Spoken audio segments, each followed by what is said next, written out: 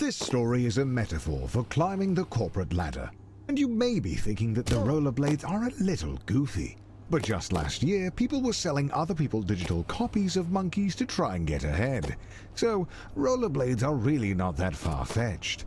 And who doesn't like a little speed in their life?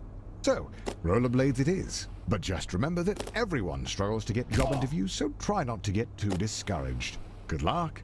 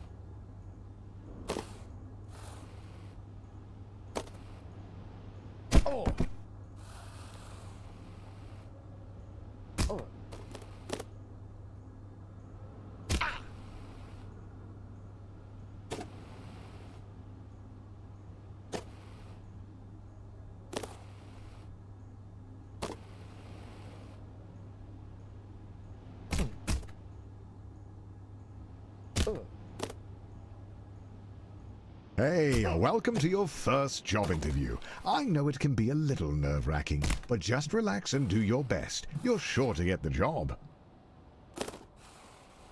Congratulations, you've completed the interview process.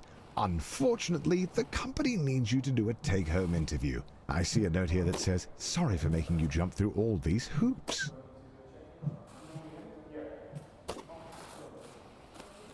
Oh, yeah. So the company just needs one more interview. The note here says, "Last one, we promise." And to ignore the hoops on fire. That's just a technical bug in their hiring system.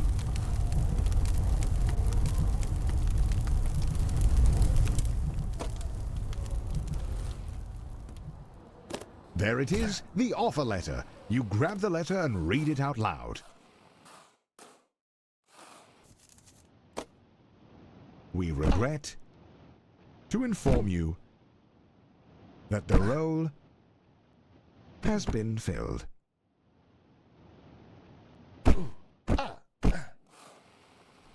Going back to square one always stings, but you're not alone. This happens to everyone at some point in their lives.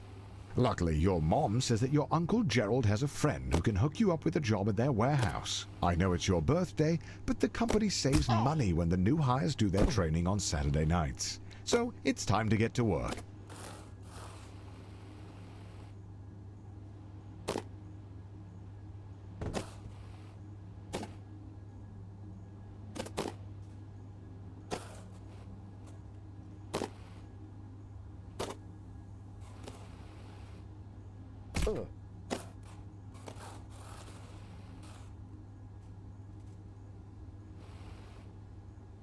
Congratulations on completing your training.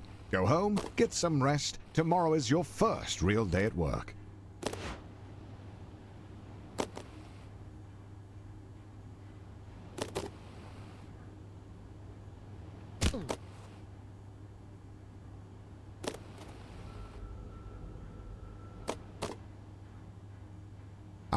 Your first day, and look how big the warehouse is. Think of all the room for productivity. There are absolutely no downsides to working in such a massive open building with no railings or safety structures. None whatsoever.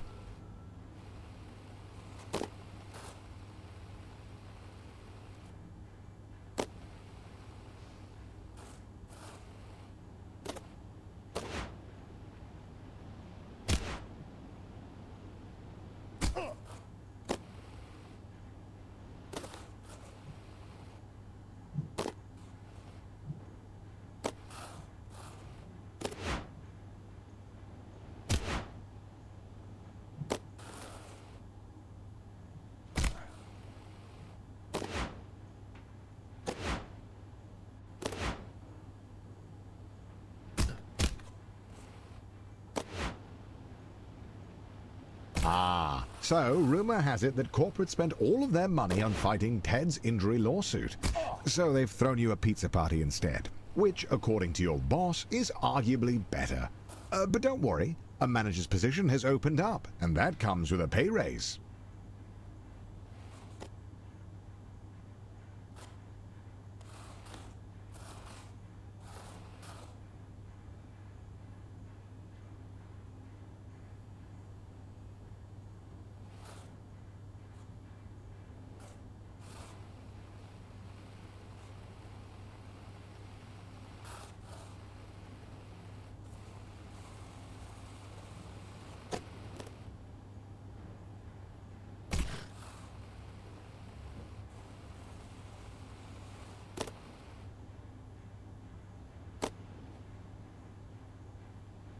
Oh.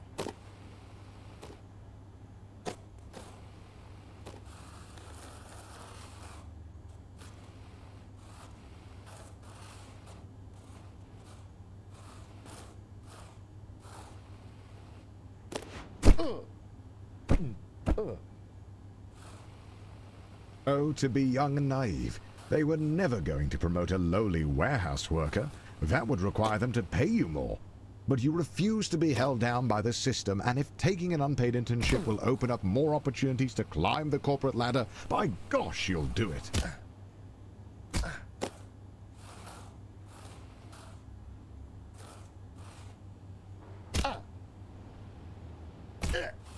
It's pretty standard these days to need 5 years of unpaid internship experience to apply for an unpaid internship. So this was to be expected. Don't let it get you down.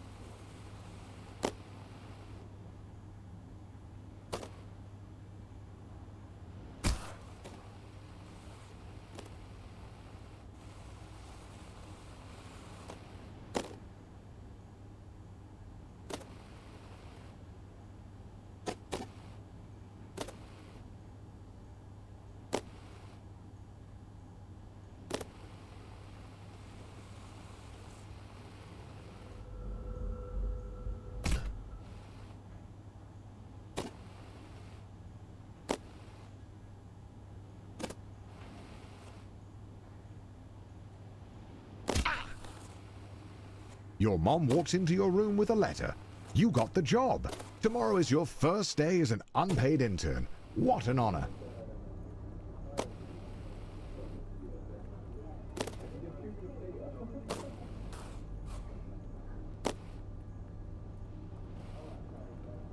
Some would be discouraged knowing they only got the job because their obsession with rollerblades makes them the ideal candidate for grabbing coffee.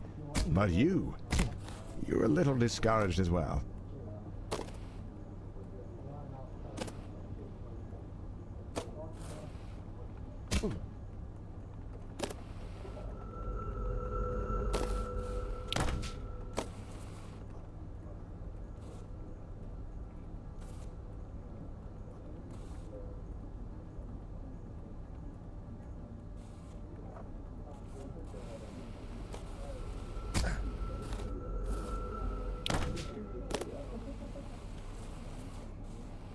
Congratulations, you've finished training. Now the real work begins. Your boss Bill has his office on the first floor and seems like a really nice guy. Great taste in coffee too. Hopefully you can really impress him with your grind set.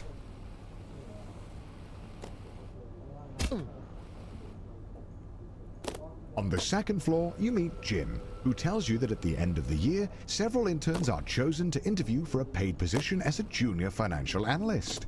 He tells you to just work hard and go with the flow.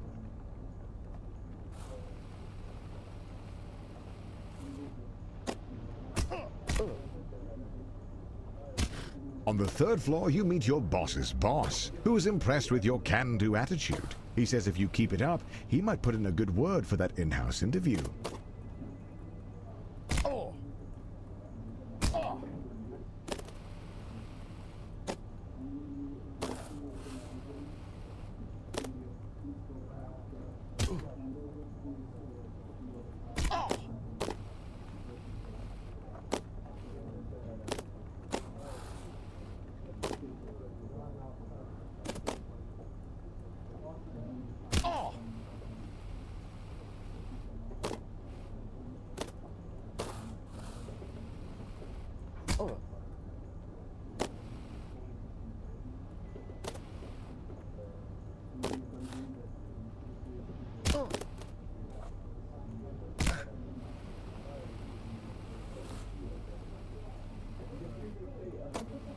At the all-hands meeting, your boss Bill announces that you've been chosen for the in-house interview, which, according to him, is just a bunch of softball questions since it's really more of a formality than anything.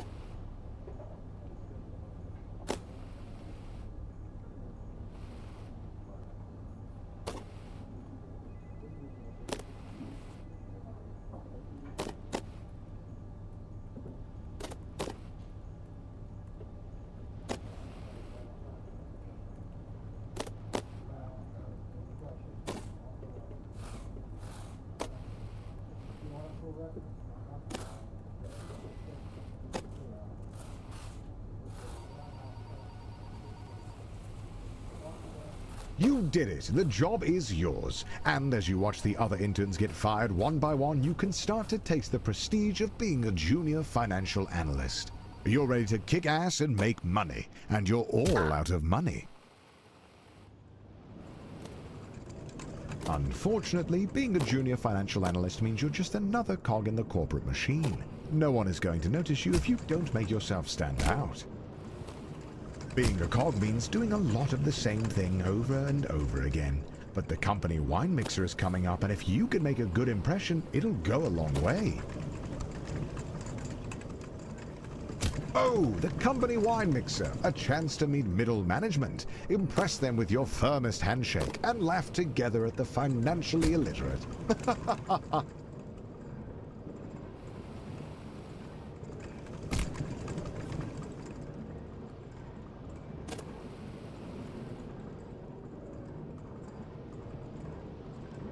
After spinning your wheels for a year, you finally get invited to the company mixer. Rubbing shoulders with middle management has you inspired. You want to be one of them.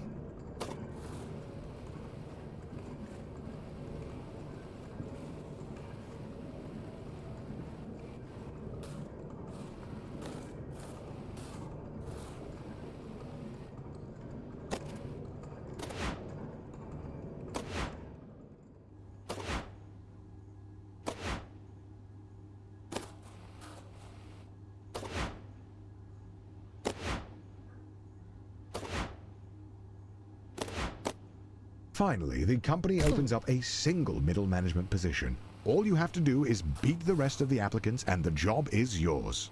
The bumpers are a metaphor for the other applicants.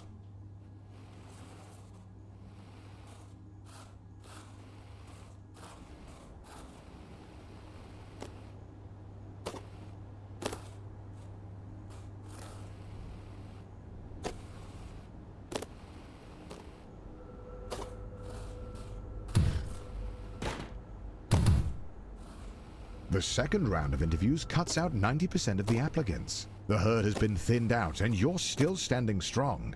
Wait, somehow Ted is in the running? When did he get a job here? It doesn't matter. Just stay focused and get that job.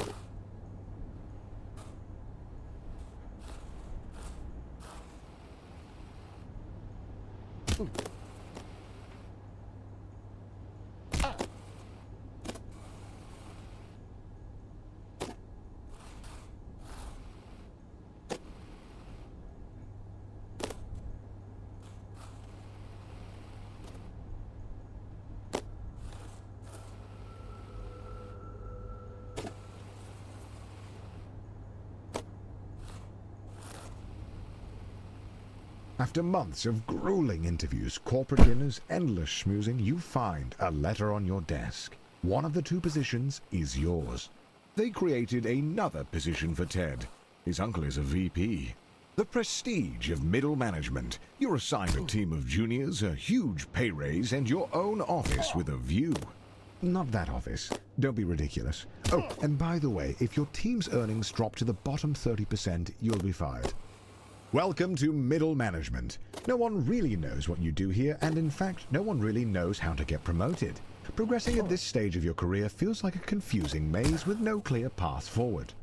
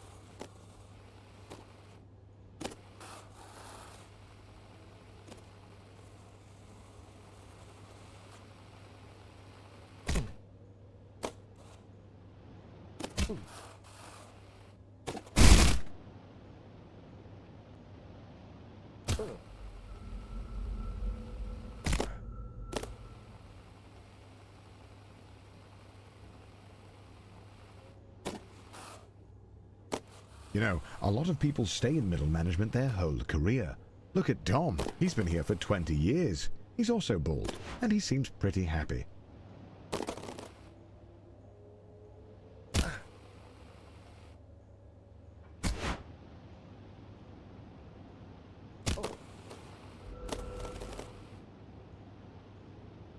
You ask your boss about career advancement, but he tells you that with the current budget, you'll have to put a pin in it until after they can get their ducks in a row trying to accelerate profits and maximize shareholder value in the long term.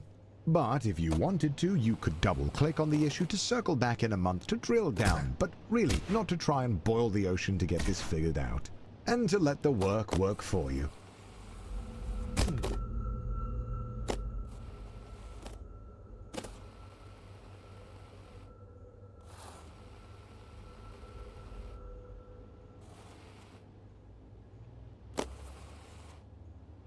He calls you with a job offer, but you have to decide right now. Ah! The only way to move up is to move out. So you take the job, and as luck would have it, they're in need of a new department head, and you are in the running. At this stage in your career, there are no safeguards. The only one who can convince the board to make you a department head is you.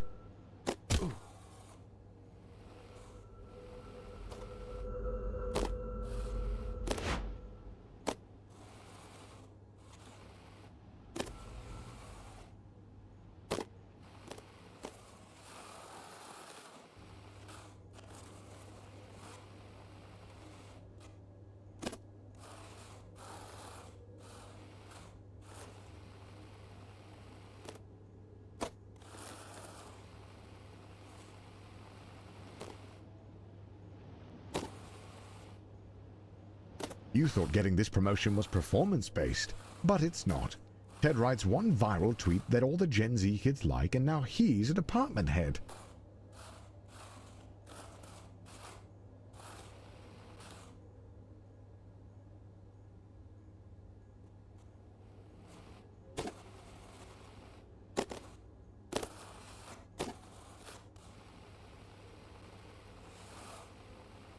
You hear about the Doinkler portfolio. 2 VPs have used their insider trading knowledge to invest a ton of money into it, but it hasn't taken off. You could take it on, but 3 other managers have been fired trying to make it work.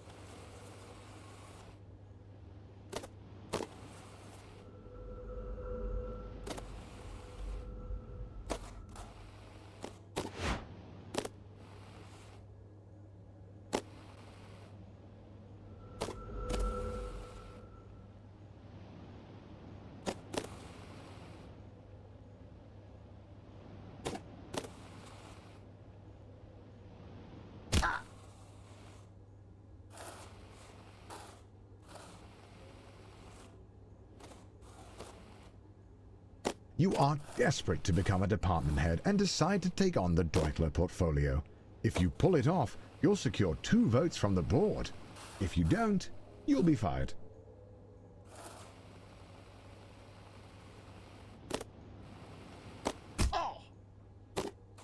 You did it! You pulled off the Deutler portfolio, you crazy son of a gun. Unfortunately, the vote is tomorrow, and you're 1 vote short. Looks like it's better luck next time.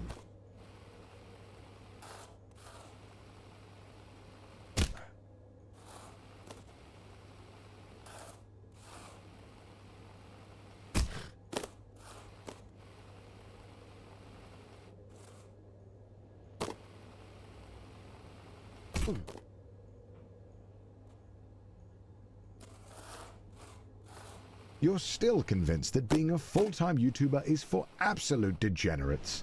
But he was such a class act that it was enough to sway the vote. You are the new department head.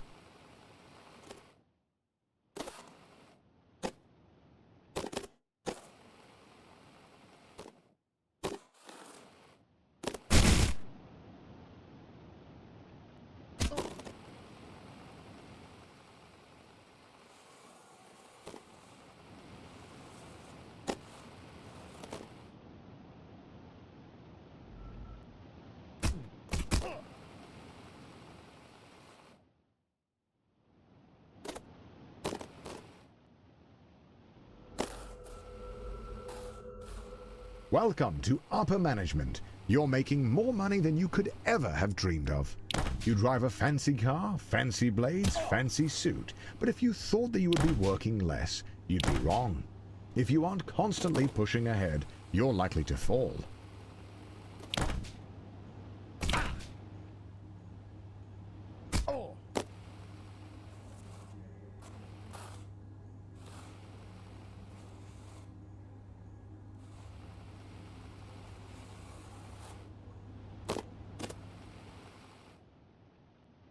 The FBI sweep the whole leadership team into prison, just as you thought. They need a new VP.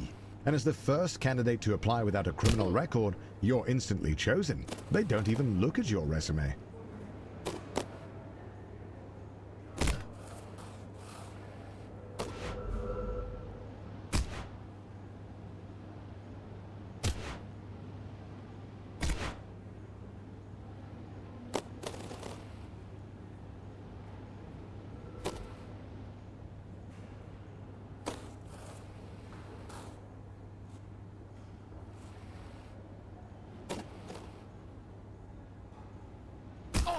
Being a VP at a large company puts you in the top 0.01%.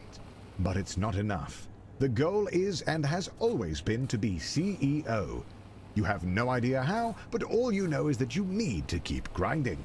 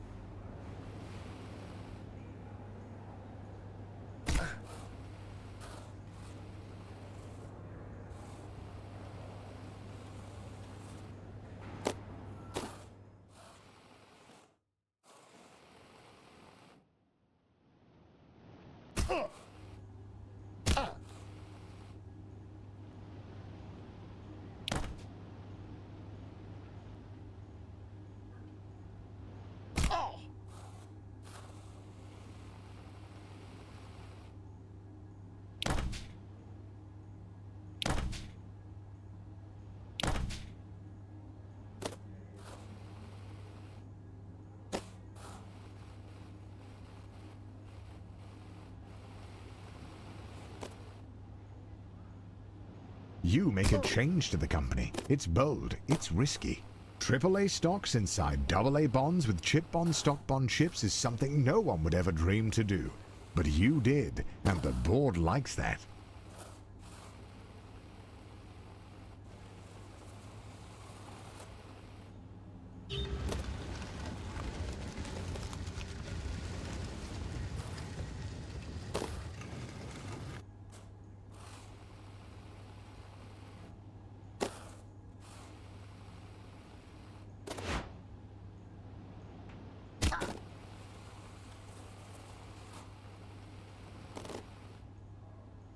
You spend half of your salary on flying a board member to Wimbledon.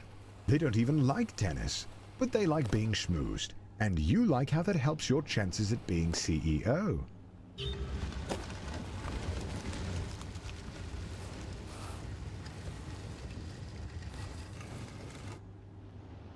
Oh!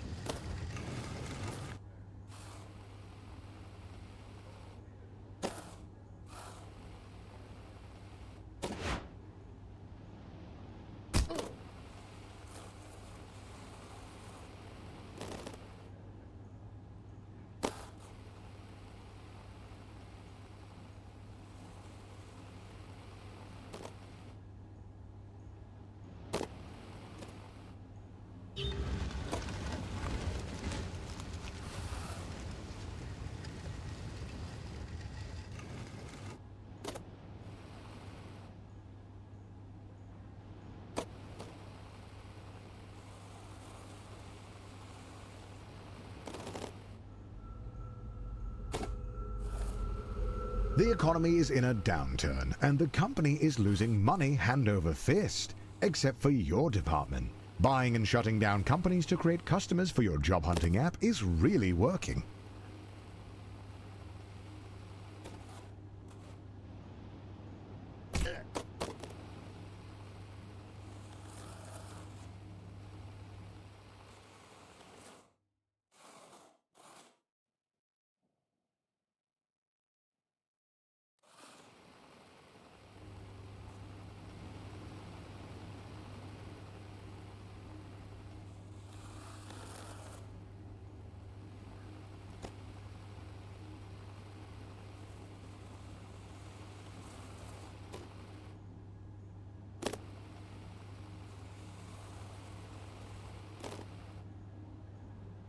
The CEO of your old company is considering retirement.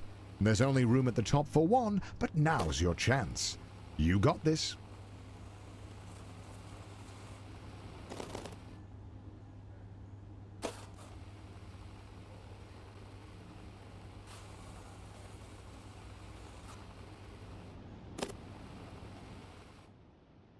Just before the CEO of your old company retires, he gets arrested for embezzlement. But you've been schmoozing the board of directors for years, taking on hard portfolios, buying dinners at the country club, and turning a blind eye to embezzlement. You're ready to take the leap.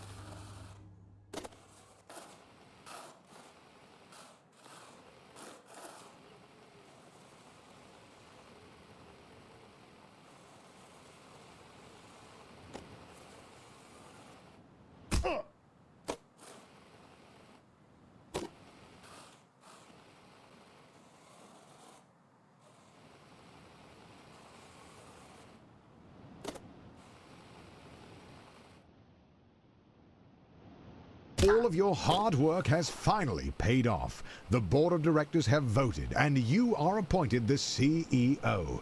The journey is over.